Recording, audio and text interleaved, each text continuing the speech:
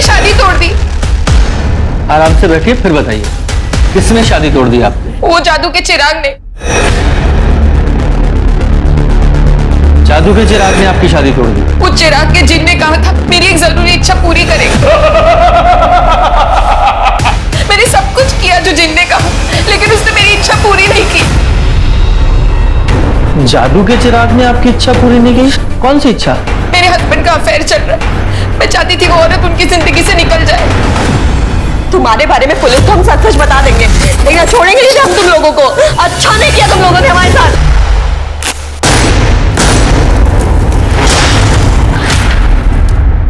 नमस्कार, मैं Divyanka Tripathi Dahiya crime petrol सतर्क विमेन अगेंस्ट क्राइम की श्रृंखला में आपका स्वागत करती हूँ। इंसान को अभिमान है कि हम सबसे ज्यादा बुद्धिजीवी हैं। हम एक के बाद एक आविष्कार किए जा रहे हैं, दुनिया ब्रह्मांड को समझ रहे हैं हम, लेकिन शायद इंसानी बुद्धि को समझना इतना आसान नहीं है। हम रॉकेट्स को चांद तक पहुंचाने के रास्ते निकाल लेते हैं, लेकिन इंसान को क्राइम करने से कैसे रोकें, अब तक इस बात का कोई रास्ता ही नहीं निकाल पाया। हर रोज अखबार में एक ना एक खबर होती है कि कभी किसी ने लालच में, किसी ने गुस्से में क्राइम कर दिया। और आप जानते हैं क्राइम्स की तादाद कुछ इस तरह बढ़ चुकी है कि आज हमें अजीब भी नहीं लगता इनके बारे में सुन के, हम आदी हो चुके हैं शायद। लेकिन खैर, आज की क्राइम की कहानी है हैरत अंगेज करने वाली, क्योंकि ये इंसान की मानसिक क्षमता को चुनौती देती है। जिन और जादू की कहानियां हमने हमेशा सुनी है ना, लेकिन अगर जिंदगी के असल मकसद को पूरा करने के लिए कोई इंसान जादू के भरोसे बैठ जाए तो ये हमारी बुद्धि के बारे में क्या दर्शाता है, आप खुद ही समझ सकते हैं।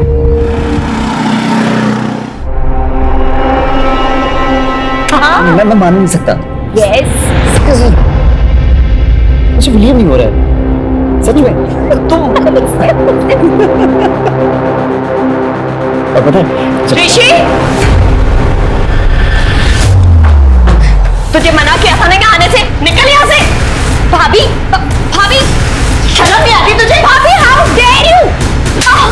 तुमसे तो हम बाद में निपटेंगे, और तुम निकलो यहाँ से,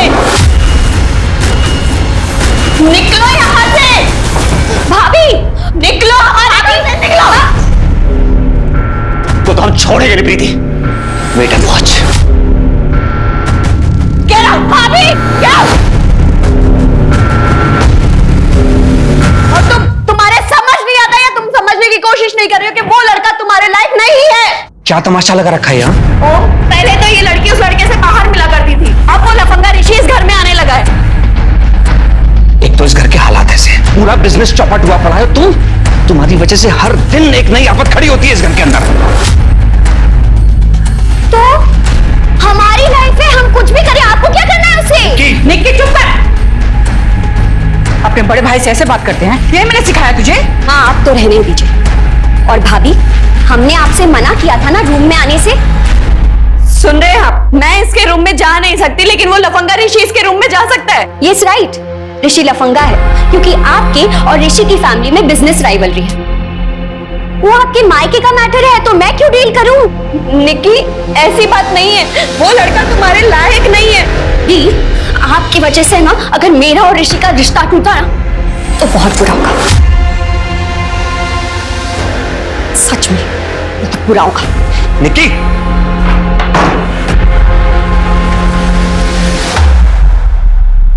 तुम्हारे कपड़ों से फिर लेडीज परफ्यूम की स्मेल आ रही है आशीष। तंग आ चुकी हूं मैं।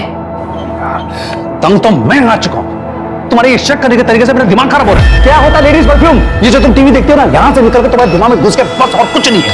अच्छा, और ये जो तुम्हारे फोन में मैसेजेस हैं, उसका क्या? कैसे कैसे तरह के चैटिंग ऐप्स डाउनलोड कर रखे हैं तुमने, सब पता है मुझे। तुम्हें फोन क्यों छुआ? प्राइवेसी नाम की कोई चीज होती है कि नहीं होती है? मैं सिर्फ चैट करता हूँ, कुछ नहीं करता हूँ। ऑफिस में जो थक जाता हूँ ना काम कर करके, कुछ लोगों से बातें करता हूँ बस। लोगों से नहीं, सिर्फ लड़कियों से बात करते हो तुम। हाँ, तो तुम्हारे साथ बात करके मत कौन मानेगा?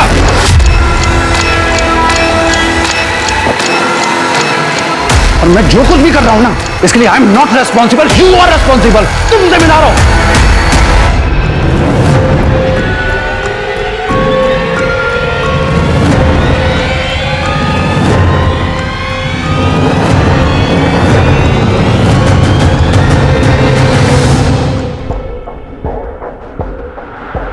कॉफी।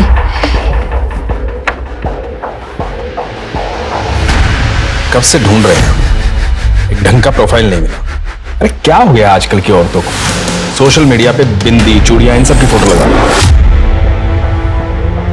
अरे तो इतनी जल्दी क्या है शरद, हम भी अभी एक क्लाइंट निपटाइए और एक और क्लाइंट है ना हमारे पास, थोड़ा सा ब्रेक ले ले। तुमसे पूछा हमने? पूछा तुमसे हमने? जितना बोला जाए उतना ही किया करो।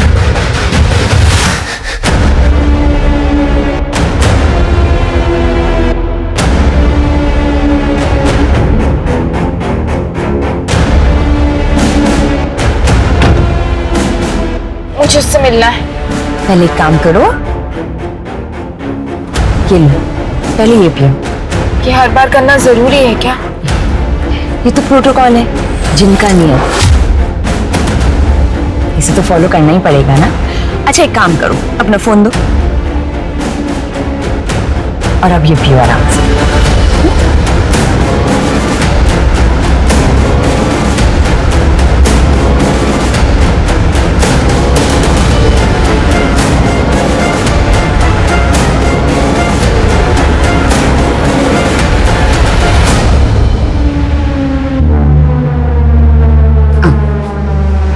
संभाल के, संभाल। सुमन, वहां क्यों खड़ी हो? यहाँ आओ, देखो चिराग तुम्हें बुला रहा है।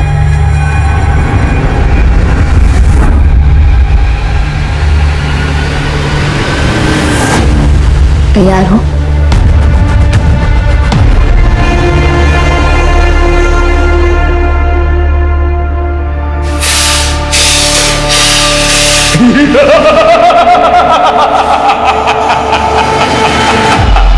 फिर आ गई तू, क्या चाहिए तुझे? घर पे लड़ाइयाँ बंद ही नहीं हो रही हैं। आपने कहा था मेरे पति का अफेयर चल रहा है, लेकिन वो मानने के लिए तैयार ही नहीं है। सबूत देने के बाद भी। मुझे साथ जाना होगा, मेरी कीमत चुका और मुझे ले चल। मुझे आपकी मदद की जरूरत है, मैं पैसे दे दूंगी।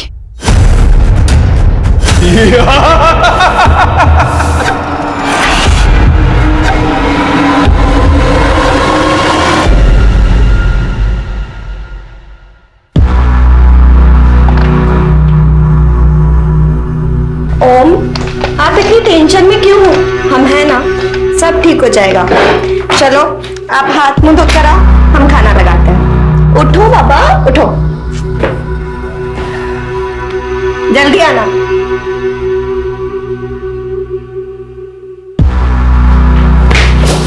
कौन हो तुम लोग? कौन हो तुम लोग? बहुत नाटक हो गया तेरा। अगर अभी पैसा नहीं मिला ना तो तेरा दिल, गुर्दा, कलेजा सब बेच खाएंगे बिलाल भाई। बिलाल भाई का पैसा है, कोई नहीं रख पाया, तू भी नहीं रख पाएगा, समझा बे?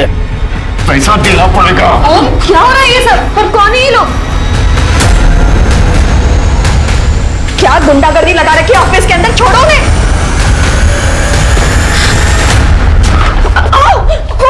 अबे क्या बदतमीजी कर रहे हो? भाभी जी को देख रहे हो? एकदम पटाखा लग रही है। बस बंद करो।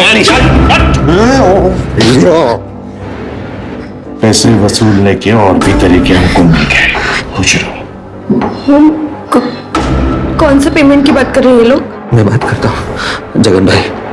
जगन भाई मैं पैसे लौटा दूंगा, इसी हफ्ते में लौटा दूंगा। आप बिलाल भाई को बोल दो अभी आप जाओ यहाँ से, मैं छोड़ता हूँ।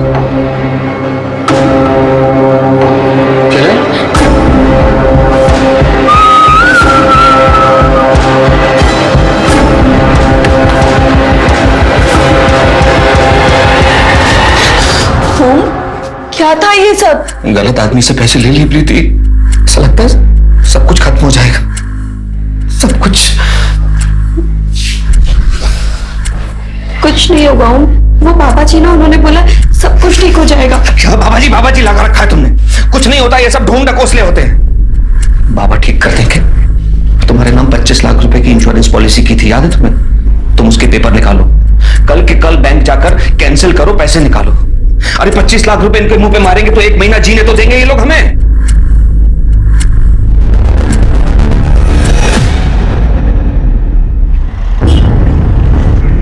हे भगवान, कहां गए ये लोग?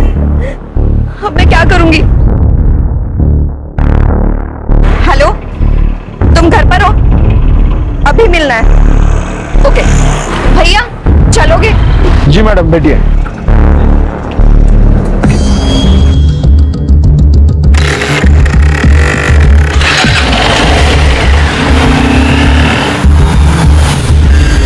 ये लो, ये गोली ले लो, इससे चक्कर बंद हो जाएंगे। हाँ लो। और अब बताओ क्या करना है? कुछ कम नहीं हो सकता क्या? अब देखो, जिन तो अपनी कीमत खुद बताता है, हम तो बस जरिया हैं। लेकिन तुम बोलो तो ठीक है, हम जिन को मना कर देते हैं। नहीं नहीं रुको,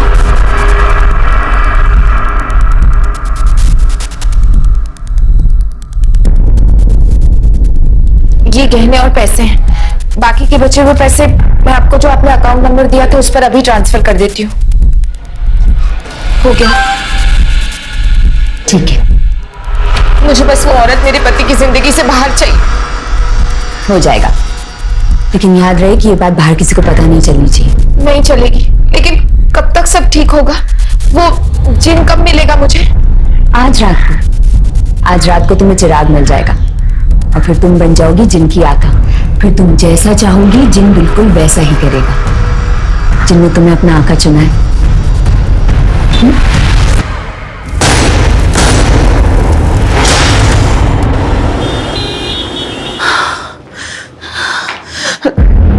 माँ, बेटा प्रीति का कहीं कुछ पता चला? माँ बहुत सारे लोगों को कॉल करके देख लिया, यहाँ वहाँ सब जगह ढूंढ लिया, नहीं मिल रही। फोन भी तो बंद आ रहा है उसका। हे भगवान, हम क्या करें? ऐसा तो कभी नहीं करती। बेटा हमको लगता है कि हमें पुलिस के पास चलना चाहिए। पुलिस? चलो माँ। चल बेटा।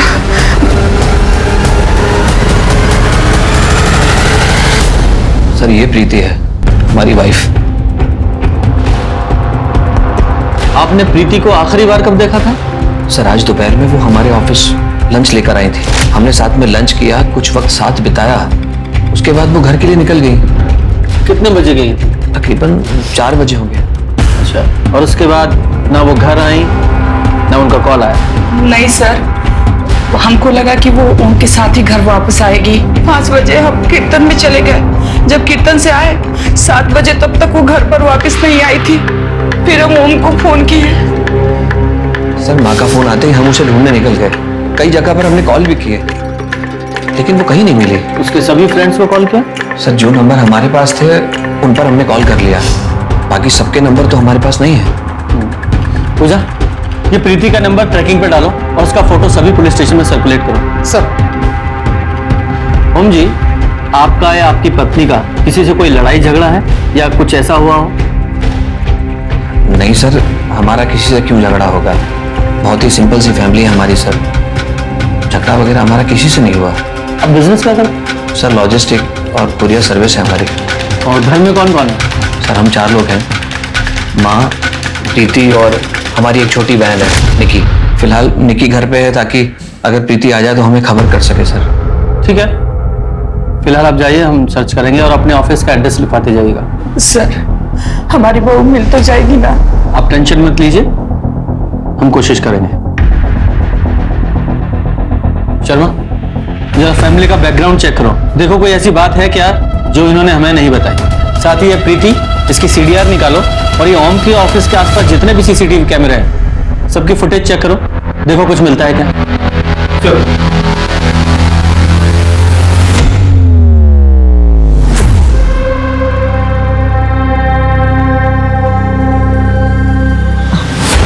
आज नहीं, आज हम बहुत थके हुए हैं।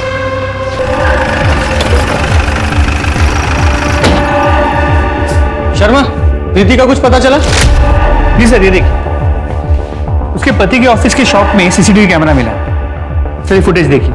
सर वो ऑफिस से निकली और उसने ऑटो ले लिया। इसे हमने ट्रेस किया C ब्लॉक से दुर्गापुर की तरफ। ये जो ऑटो वाला है, इससे अगर पूछा। सर एक second. Hello, Mahavirpur police station. हाँ, हमने फोटो सर्कुलेट की थी प्रीति गोयल की। कहाँ पर? हमें लोकेशन भेजिए। सर कंट्रोल रूम से फोन था, प्रीति गोयल की डेड बॉडी मिली है सहारनपुर बाईपास के पास की झाड़ियों में। चलो।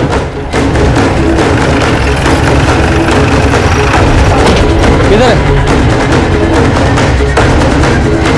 सर आसपास का पूरा एरिया चेक किया, प्रीति का फोन, आईडी कार्ड, पर्स कुछ भी नहीं है। इसने भी ये किया है, सब कुछ अपने साथ ले गया ताकि इसकी पहचान ना हो सके। और उसकी पहचान मिटाने के लिए ही इसे जलाया गया है। लेकिन पूरी तरह से जली नहीं। पेट्रोल डीजल है, जो कुछ भी इस्तेमाल किया था शायद कम पड़ गया हो सकता है, कई बार क्रिमिनल जैसा चाहता है वैसा होता भी नहीं। जरा आसपास चेक करो, कोई सीसीटीवी कैमरा है या किसी ने कुछ देखा हो, कोई एलिबाई। और उसकी फैमिली को इन्फॉर्म करो। मैं जानता हूं सर ये सब किसने किया। जगन और अली ने।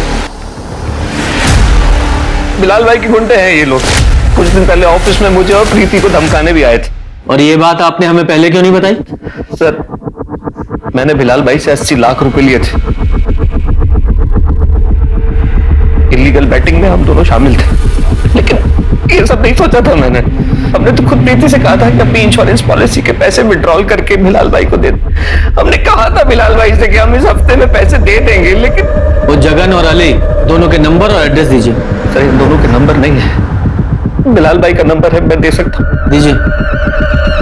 आपकी बेटी नहीं है? सर वो बच्ची है, इसलिए उसे यहाँ लाना हमको उचित नहीं लगा। शर्मा, जिस ऑटो में प्रीति गई थी जरा से फॉलो अप करो। चल। साहब हमने उन्हें मोतीनगर बस अड्डे तक ही छोड़ा था। वहां से आगे थोड़ा ट्रैफिक था, इसलिए मैडम पैदल ही निकल गए। वहां से कहाँ गई होगी? रोहिणी, हमसे और बर्दाश्त नहीं होता। शशांक हमें बहुत मारते हैं, ये देखो। और हम उनके पास वापस नहीं जाना चाहते रोहिणी। नहीं, तुम्हें अब जाने की जरूरत भी नहीं पड़ेगी। हम है ना, हम सबक सिखाएंगे उसे। हम जैसा कहते हैं बस वैसा करती चली जाओ। देखना, हम तुम्हारी सारी प्रॉब्लम सॉल्व कर देंगे। अब रोना बंद करो।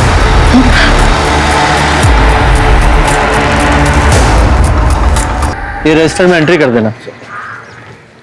सर पता चल गया प्रीति कहाँ गई थी। वो उस दिन मोती नगर गई थी अपनी दोस्त कंचन के पास, और प्रीति का आखिरी कॉल कंचन को ही था। बुलाओ उसे। सर। हाँ सर, प्रीति ने हमें कॉल किया था। वो हमसे मिलने भी आई थी। बहुत परेशान लग रही थी सर। उसको कुछ पैसे उधार चाहिए थे, लेकिन हमारे पास उतने पैसे नहीं थे सर। कितने पैसे मांगे थे उसने? सर 25 लाख। सर कंचन साहब झूठ बोल रही है आपसे। प्रीति क्यों भला उससे पैसे मांगेगी? आप खुद ही सोचिए, मैंने प्रीति से कहा था कि वो अपनी इंश्योरेंस पॉलिसी कैंसिल करवाए और विड्रॉ करके पैसा निकाल ले। मतलब ही नहीं होता पैसे मांगने का। तो सर एक मिनट, हमसे प्रीति ने कहा था कि कंचन ने उससे पैसे मांगे थे। कंचन को पैसों की जरूरत थी और वो चाहती थी कि मैं उसकी मदद करूं, लेकिन हम तो खुद कर्जे में फंसे हुए थे। हम कहां से मदद करते? आपको लगता है कि आपकी वाइफ ने अपनी पॉलिसी को विड्रॉ करके वो पैसे कंचन को दिए होंगे? यस, इसीलिए प्रीति गई थी कंचन के घर पैसे मांगने। वरना आप ही सोचिए वो जाती क्यों। आशीष, तुम्हारी कॉफी रेडी है। हाँ रख दो, मैं नहा के पी लूंगा।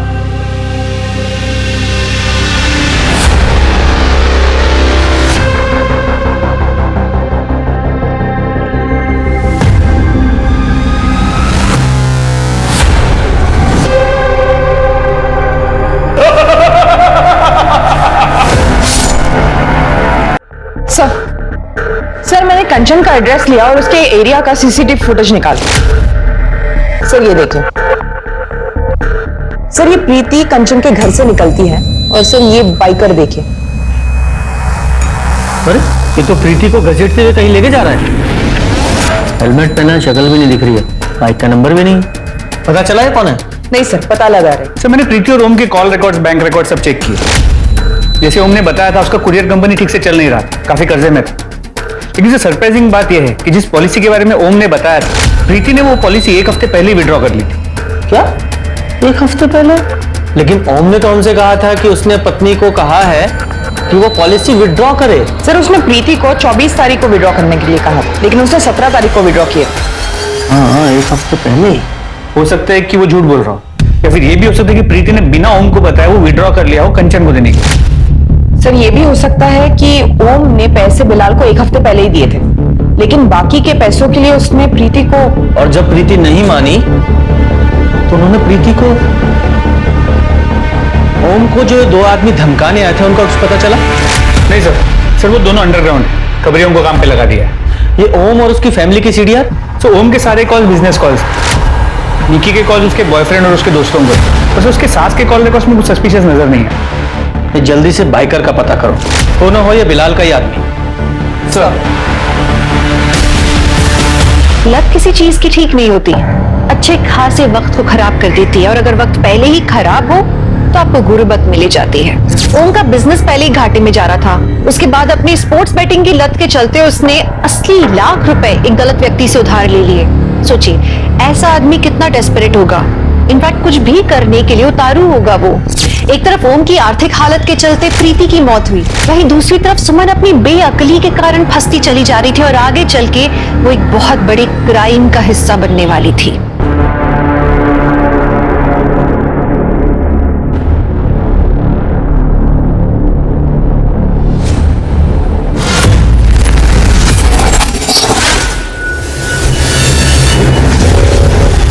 नई क्लाइंट थी ना, क्या नाम था उसका?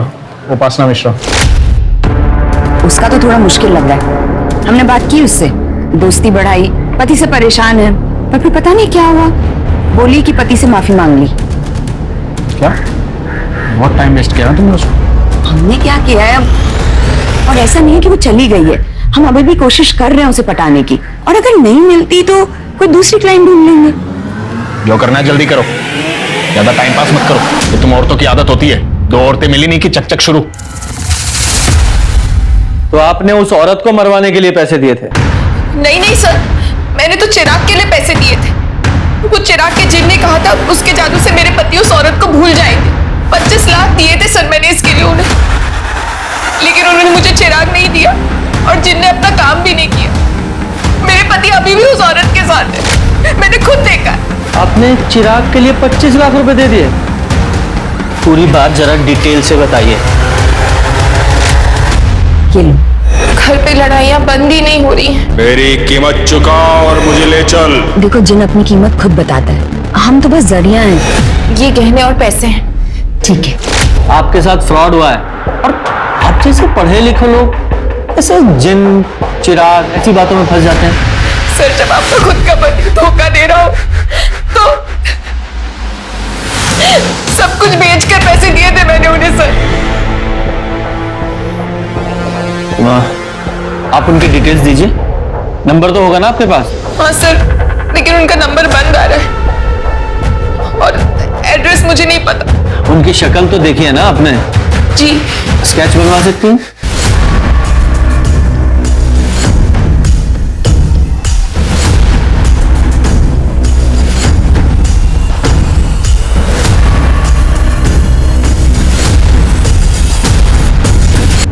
सर, कंचन के बैंक डिटेल चेक किए, उसकी पूरी की पूरी फंडिंग तो एक कॉर्पोरेट कंपनी ने की। सर प्रीति की पोस्टमार्टम रिपोर्ट के हिसाब से उसकी मौत एक्सेसिव ब्लीडिंग की वजह से हुई। उसका स्कल फ्रैक्चर, सर बॉडी जलने की वजह से बाकी डिटेल्स नहीं मिले, और उसकी मौत शाम के 6 से 8 बजे के बीच हुई है। 6 बजे से 8 बजे के बीच। और हमने देखा लगभग 5:30 बजे प्रीति कंचन के घर से निकली थी और उसके बाद उस बाइकर ने उसे असॉल्ट किया था। करेक्ट। ये कंट्रोल रूम से हमें फोन कितने बजे आया था बॉडी मिलने का? सर सुबह 7 बजे के आसपास। सुबह 7 बजे। इसका मतलब प्रीति की बॉडी को जलाने के बाद उनके पास शर्तिया पेट्रोल कम पड़ा होगा जो उन्होंने आसपास के ही किसी पेट्रोल पंप से भराया होगा। शर्मा, एक काम करो, रात के 8 बजे से सुबह 7 बजे तक का टाइम फ्रेम लो और जहां प्रीति की बॉडी मिली थी वहां के आसपास के जितने भी पेट्रोल पंप है वहां चेक करो कि किस किस गाड़ी ने पेट्रोल भराया था। जी sir. Hello, great sir, Bilal के बंदे पकड़े गए। लेके आओ उन्हें।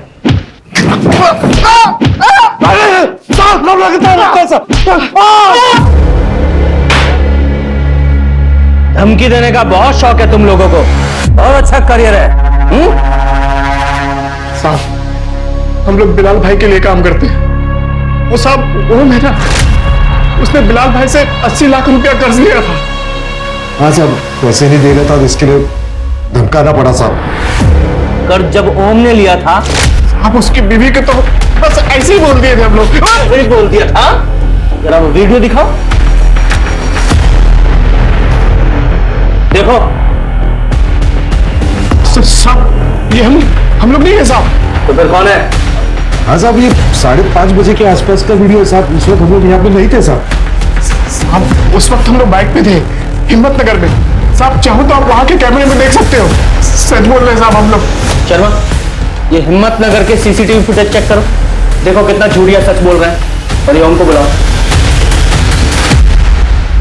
सर ये तो रोहिणी है, प्रीति की दोस्त, लेकिन इसका स्केच आप मुझे क्यों दिखा रहे हैं? आप जानते हैं सर? हाँ सर, ये लगभग 1 महीने पहले ये प्रीति के साथ हमारे घर आई थी। हमारी बात समझने की कोशिश कीजिए।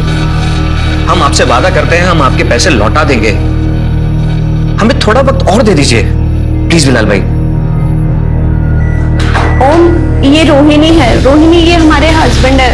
ओम, जब अभी हम घर वापस आ रहे थे तो हमने इन्हें देखा, इनके पैर में मोच आई हुई है। अरे तो आप बैठिए। अरे बैठा उनको यार, इनको डॉक्टर के पास लेके जाना चाहिए। नहीं आई एम ओके, लेकिन शायद आप ओके नहीं है। जी एक्चुअली हम एक हीलर और साइकिक हैं। हमें इस घर में सब सही लग रहा है, लेकिन कुछ तो गड़बड़ है, कुछ फाइनेंशियली। हमें इस घर से बहुत डार्क एनर्जीज आ रही हैं। ऐसा कुछ नहीं है, आपको कुछ गलतफहमी हुई है। अच्छा प्रीति, हमें काम से बाहर जाना है, आप प्लीज मेहमान का ध्यान रखिए। जी सर उसके बाद हम घर से चले गए कुछ जरूरी काम के लिए, लेकिन बाद में प्रीति ने हमें बताया कि रोहिणी ने कुछ क्रिस्टल्स और जरूरी सामान लाने के लिए कहा था और हमने गौर नहीं किया। क्रिस्टल? उसने कुछ जिन्न या जादुई चिराग के बारे में बात की थी? जिन? कैसी बात कर रहे हैं सर आप? आज के जमाने में कौन मानता है ये सब? हाँ, पर उसने ये जरूर कहा था कि इस घर में सब कुछ ठीक होने वाला है, जादू की तरह। ये सुमन के साथ साथ इनकी पत्नी प्रीति के साथ भी फ्रॉड हुआ है। पर सर वो लोग प्रीति को मारेंगे क्यों? आई मीन सुमन के साथ तो उन्होंने कुछ नहीं किया। हाँ, ये फ्रॉड करने वाले अक्सर मर्डर वगैरह से बचते हैं, लेकिन तो बाइकर, चलो उस बाइकर की जरा वीडियो दिखाओ इनको, जरा देखकर बताइए इस बाइकर जो आपकी बीवी को असॉल्ट कर रहा है, आप पहचानते हैं इस बाइकर को? सर ये तो ऋषि है, मेरी बहन का बॉयफ्रेंड, और ये अक्सर इसी तरह के जैकेट्स पहनता है। सर कुछ दिनों पहले हमारे घर में झगड़ा हुआ था इसकी वजह से, प्रीति ने खुद घर से बाहर निकाला था इसे धक्के देकर। शर्मा, इस बाइकर को उठा के लेके आओ। सर रोहिणी, तुम सच कह रही हो? हम सच में भागने वाले हैं? हाँ, हमने सारा इंतजाम कर लिया। अभी हमारे पति शहर से बाहर गए हैं माँ की बरसी के लिए।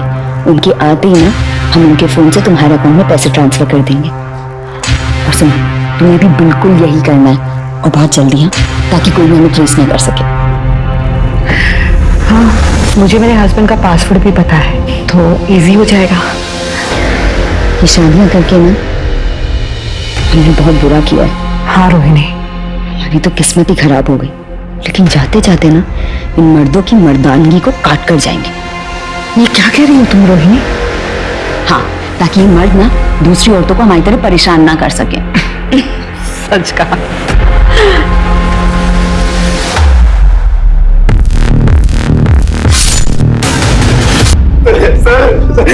तेरी बाइक, तेरी जैकेट, तेरी फोन की लोकेशन सब कुछ मैच हुआ है। जहाँ प्रीति की बॉडी मिली थी उस लोकेशन से। नहीं सर प्लीज, हमने उसका मर्डर नहीं किया सर, प्लीज मेरी बात सर, प्लीज मेरी बात। तो ये वीडियो देख, वीडियो दिखाओ इसे। ये प्रीति को बाइक पर तू ही घसीट रहा है ना? हम बस उससे बदला लेना चाहते थे, उसने हमारी इंसल्ट की थी, बस उसको डराना चाहते थे सर। उसके बाद हम सीधे हॉस्पिटल ही गए थे सर। अगर आपको हमारी बात पे यकीन है सर, प्लीज आप हॉस्पिटल जाके पूछ लीजिए सर, प्लीज हम सच कह रहे हैं, हमने प्रीति का मर्डर नहीं किया सर, प्लीज सर। सर हमने अस्पताल से वेरीफाई किया, ऋषि अस्पताल करीब 6:15 बजे पहुंचा था और फिर रात भर वही था। 6:15 बजे? इसका मतलब ऋषि ये प्रीति को नहीं मार सकता। ये पेट्रोल पंप के सीसीटीवी चेक किए? जी सर, रोहिणी की गाड़ी मिल गई, सुमन ने गाड़ी को पहचान भी लिया, लेकिन सर उस गाड़ी में रोहिणी के साथ कोई आदमी भी था। और उन्होंने पेमेंट कैसे किया था? सर क्रेडिट कार्ड, लेकिन क्रेडिट कार्ड किसी मनीषा सिंह के नाम पर। ऑफ कोर्स, नाम तो अलग होना ही था। इस गाड़ी की डिटेल्स ट्रैफिक पुलिस को फॉरवर्ड करो। जी सर। सर सेक्टर 6 में एक बंगलों के बाहर एक औरत की लाश मिली है, पड़ोसी ने फोन किया था।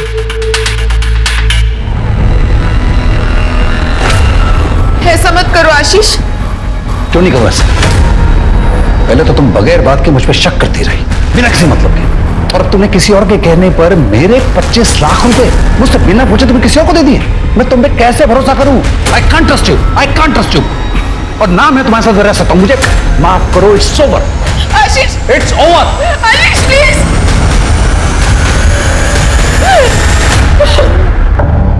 आज के जमाने में हमारा देश एक से बढ़कर एक क्रांतियां देख रहा है। कहीं कोई नारीवाद की बात कर रहा है, कहीं कोई आधुनिकताओं की बातें कर रहा है। वहीं हमारे बीच रोहिणी और शरद जैसे लोग रहकर माया और जादू का धंधा चला रहे हैं। और वो सिर्फ धंधा चला ही नहीं रहे हैं, वो बकायदा सफल है इसमें, लोगों को लूट कर ऐश कर रहे हैं। सुमन ने जिस घर को बचाने के लिए अपना सब कुछ बेच दिया था, आज वही घर लुट गया था। माना कि आशीष ने गलती की थी, उसका अवैध संबंध था, लेकिन ये बातचीत करके या तलाक से सुलझाया जा सकता था। और ये तो शुक्र है कि सुमन ने कोई और कदम नहीं उठाया, वरना जिस तरह ओम की गलती की सजा प्रीति को जान देकर चुकानी पड़ी, पता नहीं सुमन का क्या होता।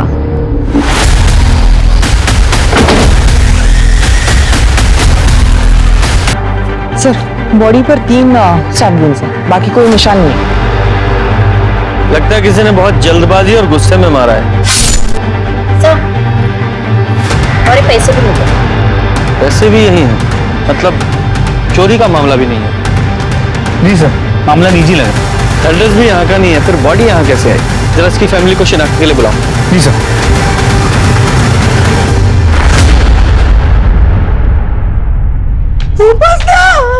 मेरे बच्चे मार दिया, मेरी बच्ची को आखिर मार दिया तूने। साहब, इसने मारा मेरे बच्चे को, इसने मारा मेरे बच्चे को। अम्मा, हमने कुछ नहीं किया है। क्या नापशना बक रही हैं आप? क्या बक रही हो? हाँ? तू इतना मारता था उसे, इतनी तंग आ गई थी वो तेरे से कि वो बच्चे को लेकर हमारे साथ रह रही थी वो।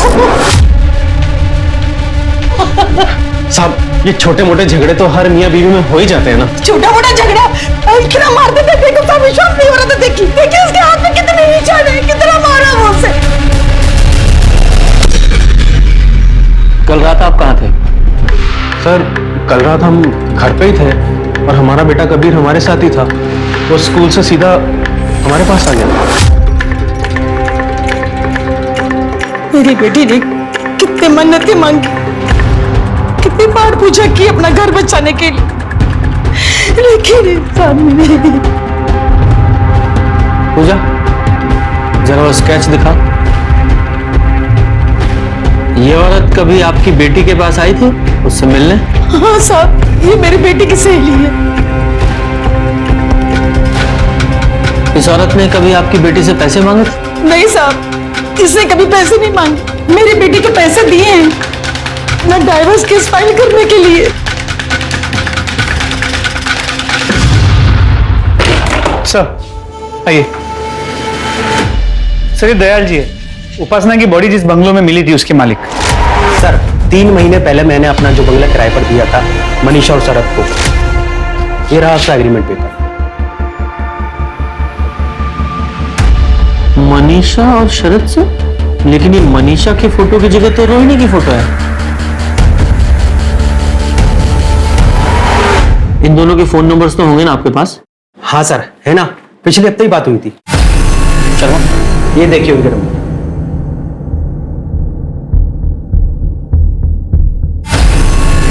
हाँ, अब जाइए, ये एग्रीमेंट हम बाद में आपको भिजवा देंगे। जी सर, थैंक यू। शर्मा, अब इन दोनों के असली फोन नंबर्स, गाड़ी नंबर्स और फोटोज सब कुछ हमारे पास है। इन दोनों के फोन नंबर्स को ट्रैक पर डालो और सिग्नल टू सिग्नल सारे सीसीटीवी फुटेज चेक करो। सर, उपासना की मौत से इस केस में बहुत बड़ा मोड़ आया। पुलिस को न सिर्फ रोहिणी और शरद के बारे में पता चला, बल्कि उनके बारे में काफी डिटेल्स मिले। लेकिन पुलिस अभी भी कंफ्यूज थी कि अगर रोहिणी ने उपासना से पैसे नहीं मांगे थे तो फिर उसका कत्ल क्यों हुआ। पुलिस प्रीति और उपासना की मौत को फ्रॉड के साथ जोड़कर देख रही थी, लेकिन दोनों में जमीन आसमान का अंतर था। रोहिणी और शरद तो फरार थे और पुलिस ने अपनी सारी टीम्स इन दोनों को ढूंढने में लगा दी थी, क्योंकि अब इन दोनों मर्डर्स की गुत्थी सिर्फ रोहिणी और शरद ही सुलझा सकते थे।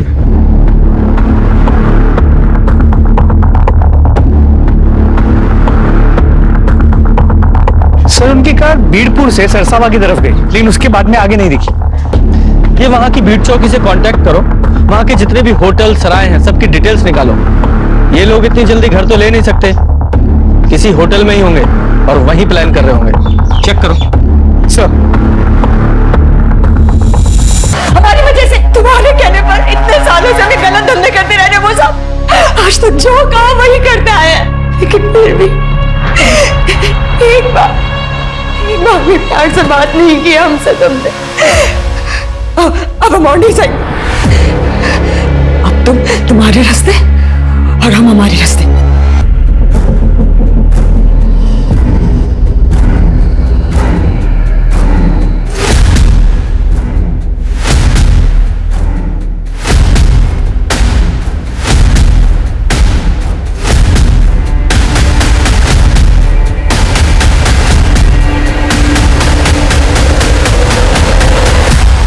बहुत लोगों को चूना लगाया तुम दोनों ने जिन्न और जादू के नाम पर। अब वहां जेल में जादू दिखाना, 2 फ्रॉड और 2 मर्डर के केस हैं तुम लोगों पे। नहीं सर, ऐसा कुछ नहीं किया सर हमने। किया सब, हमें सहवान के साथ दुबई नहीं जाना है सर। इसने मारा हमारी उपासना को। बस करिए, हम तो रास्ते में थे इसलिए फोन करके बुलाया था हमें। अच्छा, अगर रास्ते में थे तो आधे घंटे में घर कैसे पहुंच गया?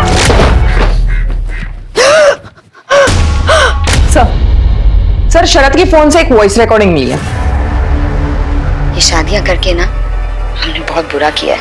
हाँ रोहिणी, हमारी तो किस्मत ही खराब हो गई। लेकिन जाते जाते ना इन मर्दों की मर्दानगी को काट कर जाएंगे। अब बोल, इस रिकॉर्डिंग के बारे में क्या कहना है? अब ये मत बोलना कि उपासना को नहीं मारा, क्योंकि उपासना को मारने का मोटिव था तेरे पास, वरना ये रिकॉर्डिंग कहां से आई तेरे पास? सर, हमें पता था इसके और उपासना के बारे में। कई बार साथ देखा था इनको, शक था हमें। मैं रिकॉर्डिंग छुपा के रखा था, सब कुछ सुना, बहुत गुस्सा आया सर। मारना होता तो अपनी वाइफ को मारते हम। उपासना क्यों मारते सर? और वो प्रीति, उसको भी तुम ही लोगों ने मारा ना? झूठ मत बोलना, क्योंकि तुम्हारे फोन्स की लोकेशंस हैं हमारे पास, ठीक उसी समय की जब प्रीति का मर्डर हुआ। तुम दोनों के फोन की लोकेशन उसी समय उसी जगह पर है। सच बोलो वरना खाल उधेड़ूंगा तेरी। बोलो, बोल।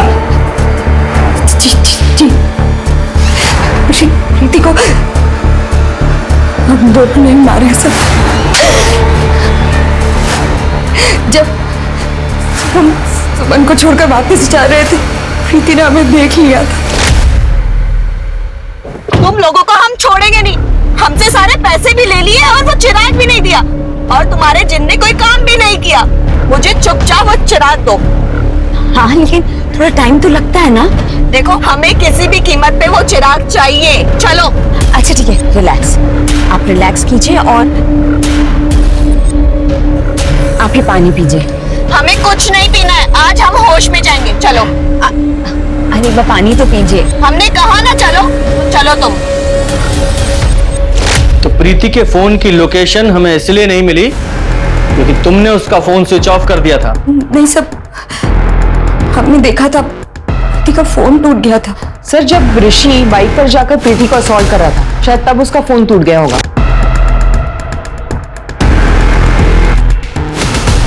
और उसके बाद प्रीति को अपने घर पे ले गई। तुम्हारे बारे में पुलिस को हम सच सच बता देंगे, देखना छोड़ेंगे नहीं हम तुम लोगों को। अच्छा नहीं किया तुम लोगों ने हमारे साथ।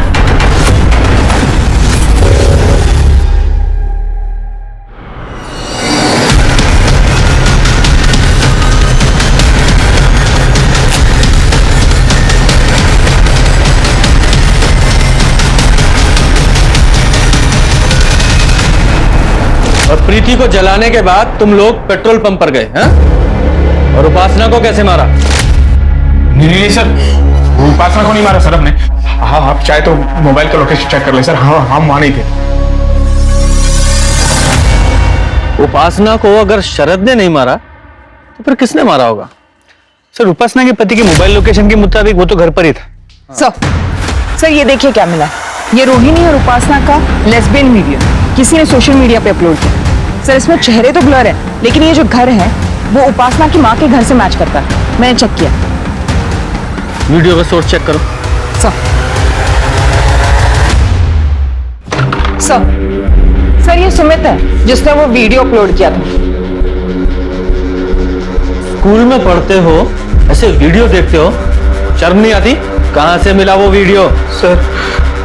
सर वो वीडियो हमने ही रिकॉर्ड किया था।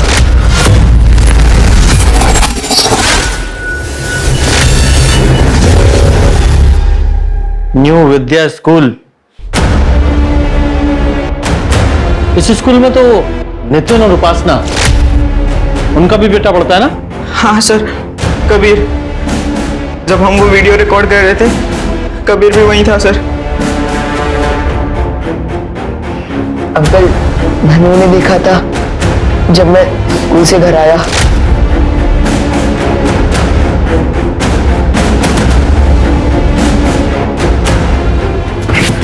क्या कर रहे तू? हाँ, क्या कर रहे तू? ये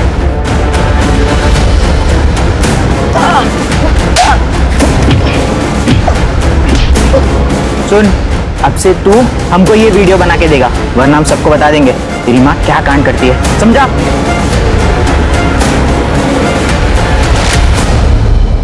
और आपको इसके बारे में पता था? सर ये सब हमें कबीर ने सिर्फ 2 दिन पहले बताया। तब हमारी समझ में एक बात आ गई थी कि उपासना और हमारी शादी अब नहीं बचेगी। सर हम तो ये शहर छोड़कर जा रहे थे, सब कुछ छोड़ के जा रहे थे। कबीर के लिए हम नया स्कूल भी देख लिया था सर, लेकिन सर कबीर उस रात हमारे साथ ही था। हम उसे ये सब क्यों करने देते?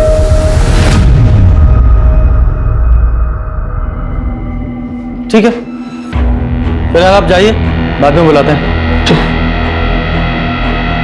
इन बाप बेटों में से कोई ना कोई तो झूठ बोल रहा है। जरा पता करो कि ये कबीर अपने बाप के घर किस समय गया था।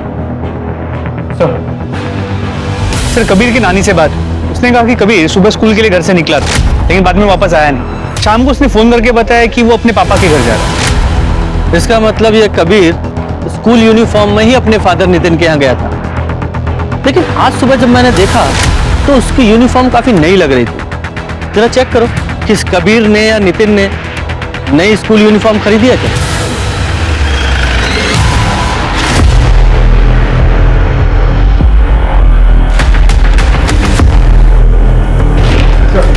सर, नितिन ने नया ड्रेस ऑनलाइन लिया था। अच्छा, वेरी गुड। और ये सीसीटीवी फुटेज में कुछ मिला? सर घर के पास कोई सीसीटीवी कैमरा नहीं है, लेकिन मैंने कावेरी के घर से रोहिणी के घर तक और रोहिणी के घर से नितिन के घर तक जितने भी सीसीटीवी कैमरा है उनके फुटेज चेक किए।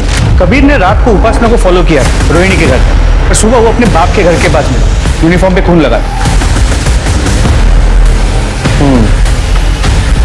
लेके आओ इस कबीर को। मम्मी की वजह से रोज मुझे तंग करते थे, चिढ़ाते थे सब लोग मुझे। मैं बहुत परेशान हो गया था, पता नहीं क्या करूं। फिर मैंने मम्मी को बोला भी कि ये सब बंद कर दो, पर वो नहीं मानी। मम्मा, अभी क्या कर रहे हो? सब हंसते हैं मुझ पे। हम समझते हैं कि ये सब तुम्हारे लिए एक्सेप्ट करना बहुत मुश्किल है, पर हम रोहिणी से प्यार करते हैं। मुझे रोहिणी बहुत पसंद है और जल्द ही हम दोनों उसी के साथ रहने वाले हैं। मुझे नहीं रहना उसके साथ, सब मेरा मजाक उड़ाएंगे। कबीर बेटा, क्या तुम्हारे लिए तुम्हारी मामा की खुशी जरूरी नहीं? हाँ? नहीं, मुझे नहीं चाहिए पर वो। बेटा, दोस्त वो नहीं होते जिनके डर से या जिन्हें इम्प्रेस करने के लिए हमें कुछ करना पड़ता है। कुछ दोस्तों के डर से तुमने एक ऐसे इंसान की जान ले ली जो जिंदगी में तुम्हें सबसे ज्यादा प्यार करती थी। पूजा, इसे जुवेनाइल होम भेज दो। सुमन और प्रीति ने अपनी परिस्थितियों से परेशान होकर शॉर्टकट चुना। उन्हें लगा कि जादू टोने से, माया से उनकी परेशानियां खत्म हो जाएंगी। प्रीति, ओम और सुमन के पास विकल्प था जिससे उनकी समस्याएं जरूर खत्म हो सकती थीं। लेकिन उन्होंने जादू जैसे अवैज्ञानिक रास्ते को चुना। क्या ये ठीक है? रोहिणी और उपासना दोनों अपनी शादी से, अपने पतियों से परेशान थी। दोनों उन्हें छोड़कर आगे बढ़ना चाहती थी, लेकिन अनजाने में उनका प्यार कबीर के लिए आफत बन गया। और कबीर तो छोटा था, उसे मालूम नहीं था कि उसकी माँ गलत नहीं है, गलत उसके वो दोस्त हैं जो उसे ब्लैकमेल कर रहे हैं, उसे परेशान कर रहे हैं। कबीर और उसके दोस्तों को उसकी माँ का प्यार रास नहीं आया। पर पता है सच्चाई क्या है? हम हमारे समाज में कुछ चीजों को इतना बड़ा हवा बना देते हैं ना कि उन्हें गलत साबित करने के चक्कर में हम खुद के सही और गलत कर्मों का आकलन नहीं कर पाते।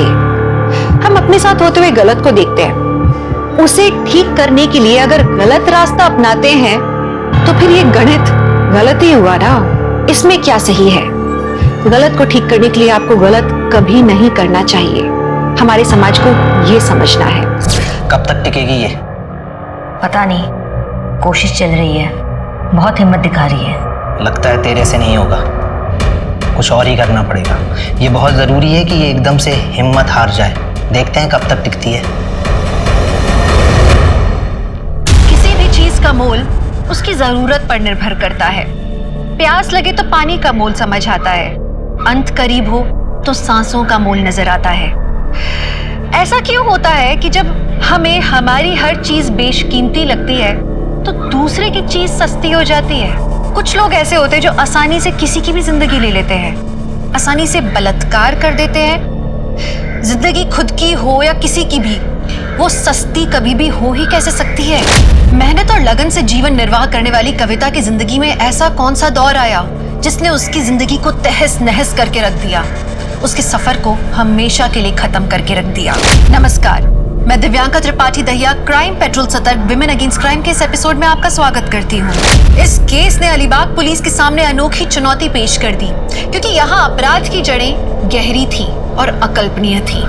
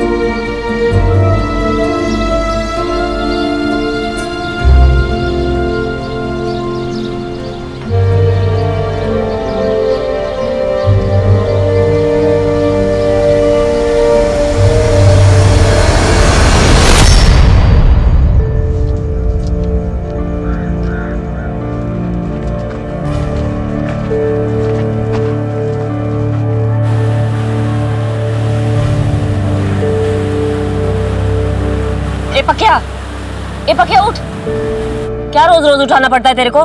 चल ठेला खोल, जल्दी कर।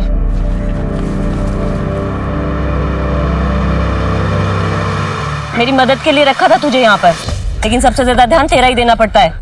और कल 2 नारियल का हिसाब कम मिला है मुझे। क्या टाई सुबह सुबह किटकिट कर रही है? तो कौन सा टाइम सही रहेगा तेरे लिए? कब करूंगी किटकिट? 2 नारियल का पैसा चाहिए मुझे, आज के हिसाब में जोड़ देना।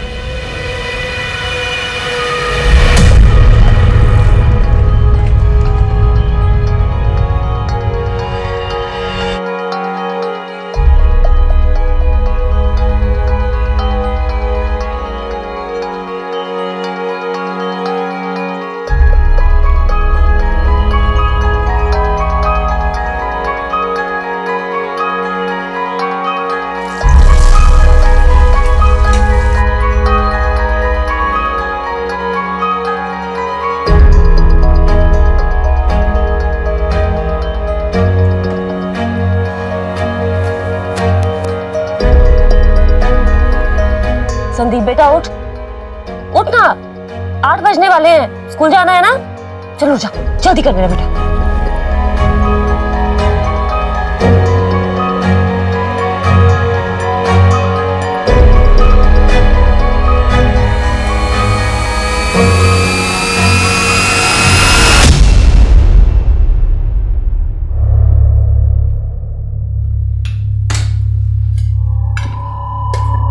संदीप, ले तेरा टिफिन, जल्दी जा। हाँ बाय बाय।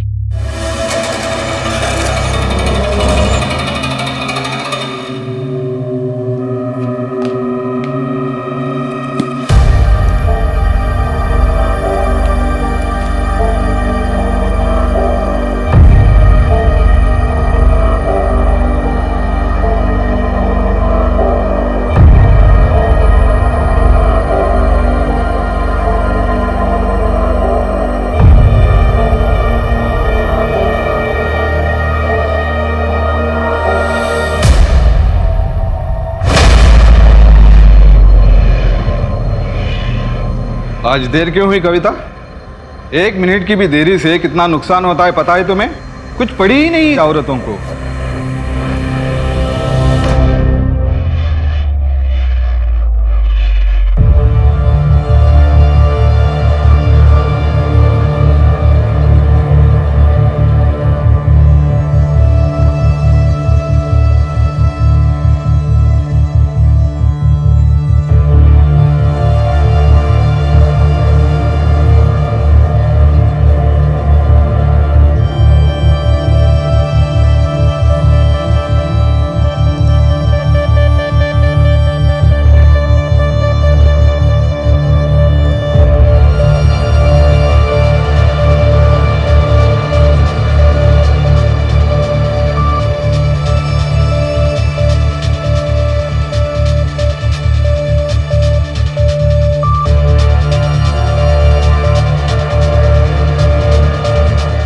ये ऐसा नहीं, ये ऐसे होगा।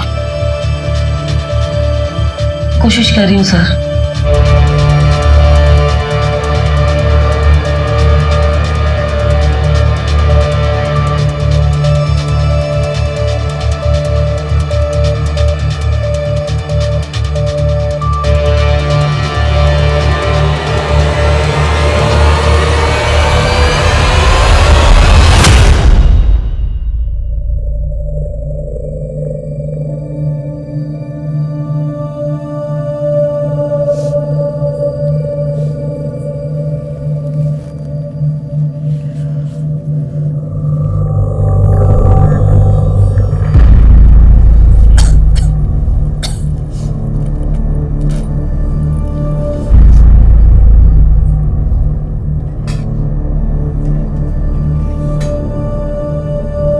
वो मैं सोच रही थी कि घर के लिए एक छोटी सी पूजा रखवा लेते हैं। नमक कितना डाला तूने दाल में और क्यों करवानी है पूजा?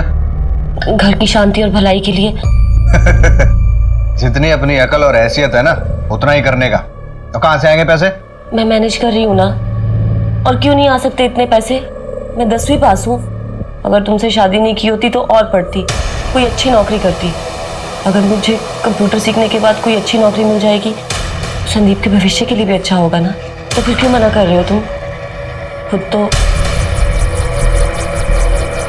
क्लास का नाटक छोड़ और पूजा का भी। अपना चल रहा है सब कुछ ठीक है ना? बस इतना ही बहुत है। लेकिन मैंने पुजारी जी को बोल दिया। अरे तो पुजारी को मैं समझा दूंगा।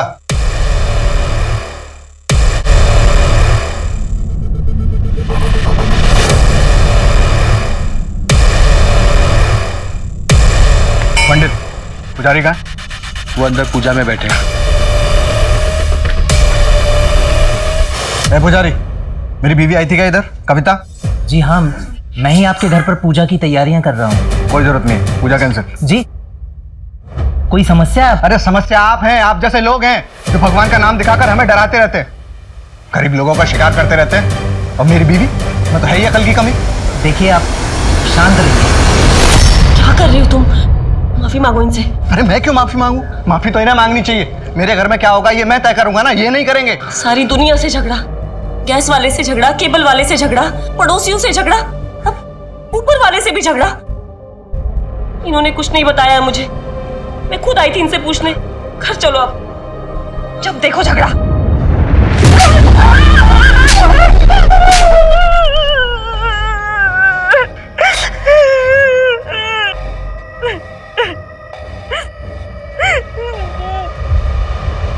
सॉरी, देख बोला ना सॉरी। तू समझ ना, सॉरी।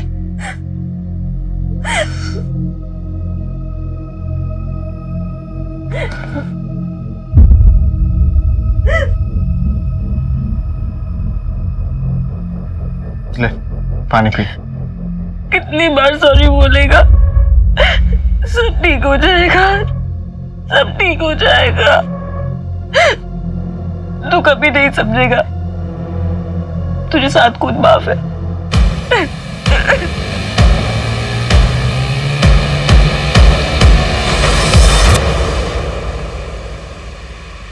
जल्दी कर, जल्दी, मरनी नहीं चाहिए।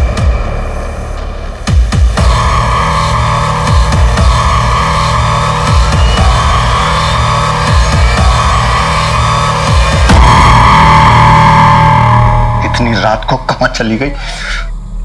आने दे उसको, तब बताता हूं मैं। तू मुझे क्या घूर रहा है? चल काम कर।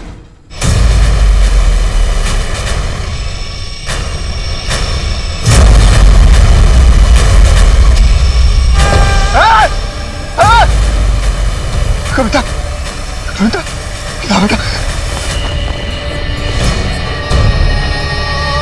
कविता, पापा माँ को क्या हो गया? कोई एम्बुलेंस बुलाए। Hello, police station? क्या बताइए। हाँ,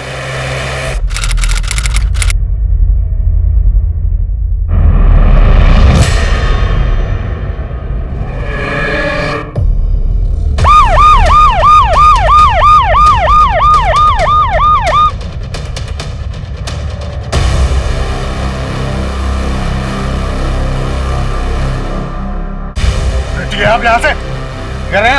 आप क्या कर रहे हैं यहाँ पे? 5 घंटा हो गया साहब, 5 घंटे तक पुलिस नहीं आई थी।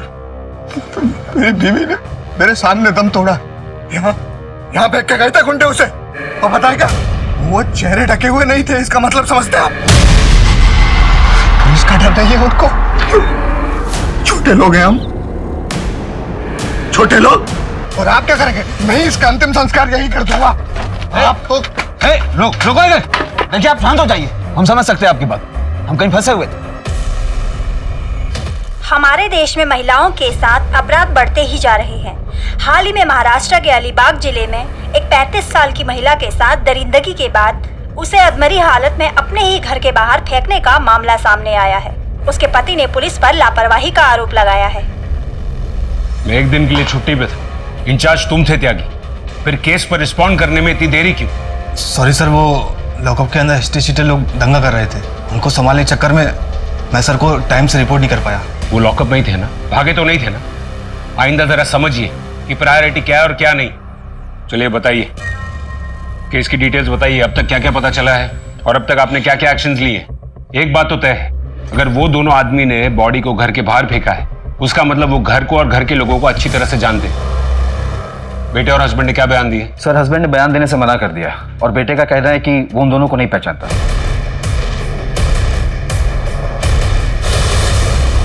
सर, उसने बताया कि टेम्पो का रंग सफेद था, दोनों आदमी सांवले और मीडियम हाइट के थे। टेम्पो का नंबर उसे याद नहीं है सर। मैंने ट्रांसपोर्ट डिपार्टमेंट से इंफॉर्मेशन मांगी है सर, नाकाबंदी भी करवा दी मैंने। सर, बॉडी को पोस्टमार्टम के लिए पहुंचा दिया गया है। मोबाइल रिकॉर्ड्स और जीपीएस लोकेशन रिपोर्ट्स कल तक आ जाएंगे। इस केस पर जल्द से जल्द रिजल्ट्स चाहिए। जी सर।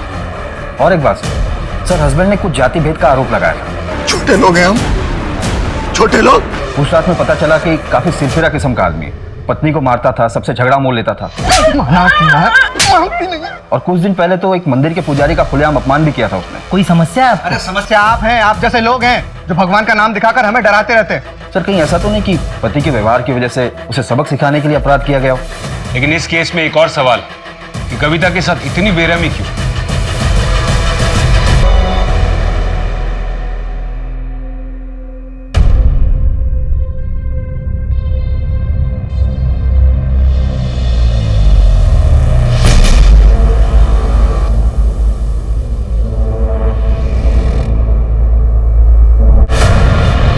मैडम, मेरी मदद कीजिए, मेरे साथ बहुत बड़ा धोखा हुआ है। जी, मेरा नाम डॉक्टर दिवाकर है, मैं यहाँ ओल्ड सिटी रोड पे प्रैक्टिस करता हूँ। मेरी बीवी ने मेरे साथ चीटिंग की है, मेरी प्लीज कंप्लेंट लिखिए।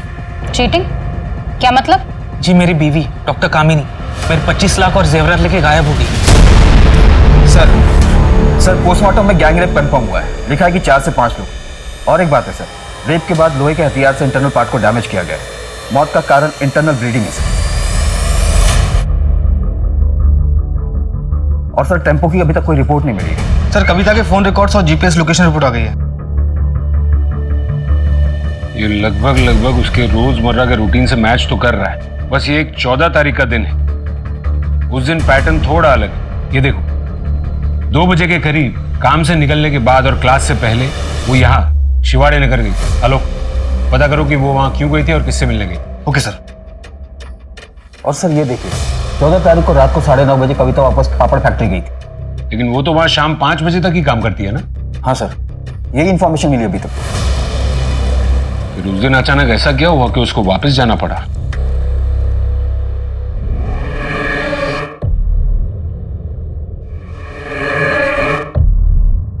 अब हमारा क्या होगा पापा? हमारा सब कुछ तो खाना बना जाके। मुझे नहीं आता पापा। नहीं आता तो सीख ले, क्योंकि इसके अलावा कोई उपाय है नहीं। और हाँ, वो पकिया को बोल पैसे देके जाए। ऐसा लगता है तेरा स्कूल भी छुड़वाना पड़ेगा।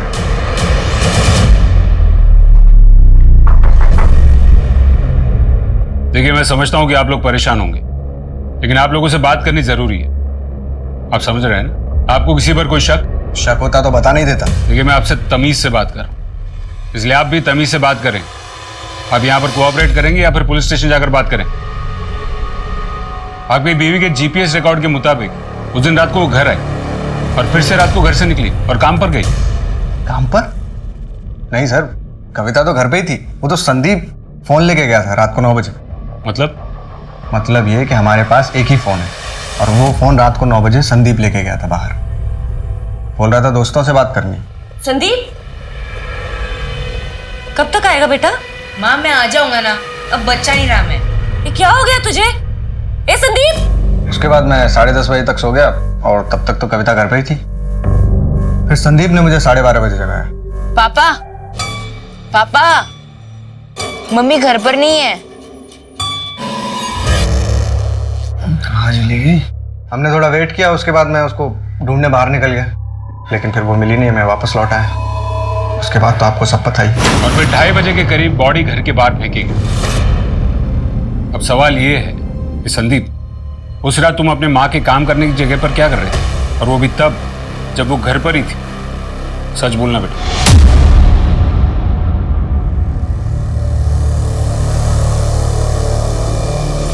हेलो,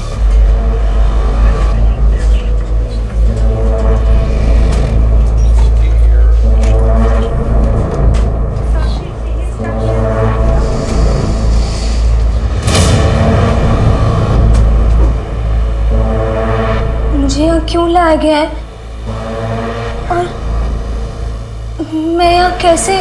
कामिनी, ये नाटक करना बंद करो। ये आदमी कौन है और इतना चिल्ला क्यों रहा है? आप इन्हें नहीं जानते?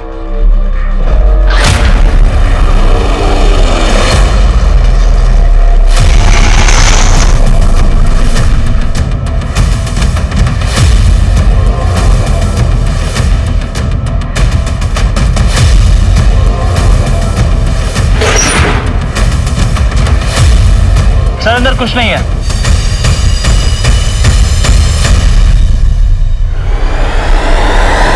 क्यों नहीं रहा? बताना। मैं फिर से पूछ रहा हूँ बेटा, तुम उस रात वहां क्या कर रहे थे? देखो, टैलेंट तो इंडिया में भरा पड़ा है, लेकिन अगर इस इंडस्ट्री में आगे बढ़ना है तो बंदे को सिर्फ टैलेंटेड नहीं, स्मार्ट भी होना चाहिए। तेरी माँ को लगने लगा है कि जो चाहे वो कर सकती है। कंप्यूटर करना है उसे, सब जानता हूँ। छोड़ने वाली है हम दोनों को। एक नया पति और उसके साथ एक नया बेटा, ये सब चाहिए उसको। पापा आप ये क्या कह रहे हैं? तब कुछ पता है तुझे?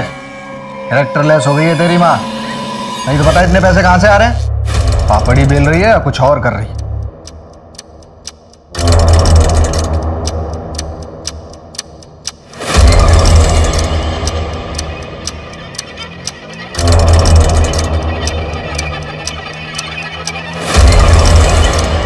कुछ दिनों पहले मेरी माँ ने मुझे कुछ बताया था। संदीप,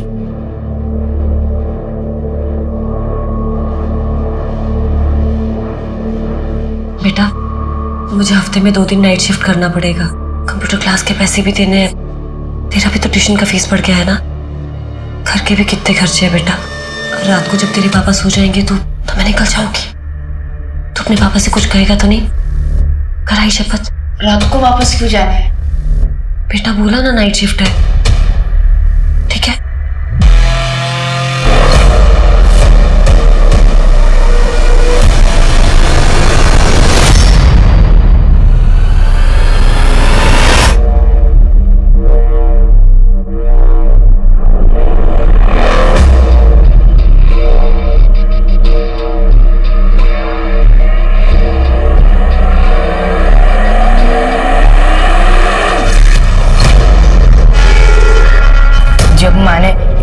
मेरे साथ नाइट शिफ्ट की बात की तब मैं थोड़ा परेशान हो गया।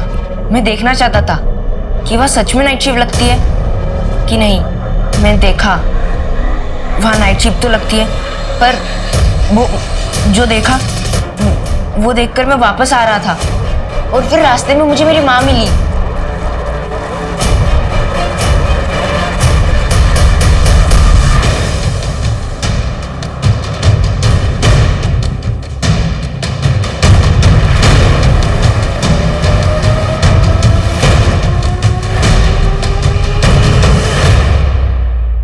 दिवाकर? तो क्या आप इन्हें जानती हैं? जी मैडम, ये मेरा पति है। क्या आपको ये समझ में नहीं आ रहा है? दिख नहीं रहा है कि ये नाटक कर रही है? पहले याददाश्त का खो जाना, फिर वापस आना, ये सब इसकी एक चाल है। मेरे घर से पैसे और जेवरात लेकर कहीं छिपा दिए हैं और अब सब ये नाटक करके हमें गुमराह कर रही है। नाटक मैं कर रही हूँ या तुम कर रहे हो? कराड़े। ये सर। वो हिस्ट्री शीटरों की नई वाली फाइल आई? ये सर। सर ये वो फाइल। पापा ठीक कहते हैं कि तुम कैरेक्टर लेस हो, इसलिए वो तुम्हें मारते हैं। और मैं पापा को जाके सब बता दूंगा कि तुम नाइट शिफ्ट करने वाली हो। और मुझे पता है तुम्हें नाइट शिफ्ट क्यों करना है, और मैंने देखा नाइट शिफ्ट पर क्या क्या होता है। बदतमीज, क्या बकवास कर रहा है ये? और क्या देख लिया तूने? अब चुपचाप घर जा और फोन दे मेरा। तूने कहा था तुझे तेरे दोस्त से बात करनी है, अब अपनी माँ से झूठ भी बोलने लगा है। झूठ तो तुम बोल रही हो माँ। संदीप,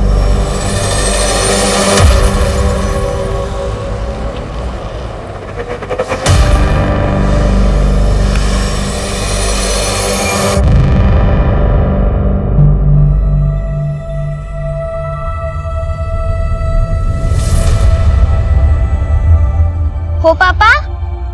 याद रखना कविता, जिंदगी में सबसे बड़ी चीज है सम्मान। उसके बिना कुछ भी नहीं है। और उससे भी बड़ी चीज है आत्मसम्मान। उसे कभी मत खो देना। किसी के सामने हाथ मत फैलाओ। हमेशा कड़ी मेहनत करो और अपनी खुददारी बनाए रखो।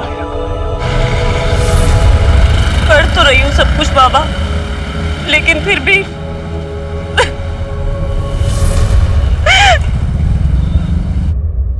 वहां पे जासूसी करता है, शर्म नहीं आई तुझे? पर आपने तो बोला। चुप किशोर जी, बस। मैडम, नाटक तो ये कर रहा है। सब चोरी इसी ने किया है, क्योंकि इसका अफेयर चल रहा है, वो भी एक 15 साल छोटी जूनियर डॉक्टर के साथ, पिछले 4 साल से। इसे लगता है कि मैं कुछ नहीं जानती, पर मैं सब कुछ जानती थी। और अब मुझे रास्ते से हटाने के लिए मुझ पर झूठा आरोप लगा रहा है। मैडम, इसी ने मुझे कुछ ड्रग दिया होगा, जिसकी वजह से मेरा टेम्परेरी मेमोरी लॉस हो गया होगा। मैडम, ये क्या कंप्लेंट करेगा? आप मेरा कंप्लेंट दर्ज कीजिए के खिलाफ। देखिए, आप लोग पढ़े लिखे लोग हैं, अपने इस प्रॉब्लम का सॉल्यूशन अपने घर जाके निकालिए। नहीं मैडम, मैं घर नहीं जा सकती, ये मुझे मार डालेगा।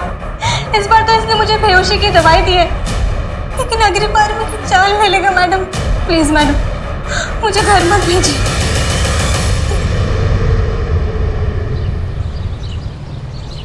बाबा चाय। बेटा कब तक रुकना होगा मुझे यहाँ? बस 2 दिन बाबा, उसके बाद 6 महीने पूरे होने वाले हैं। चिंता मत कीजिए, घर पर सब ठीक है, मैं सब संभाल रहा हूँ, माँ भी ठीक है।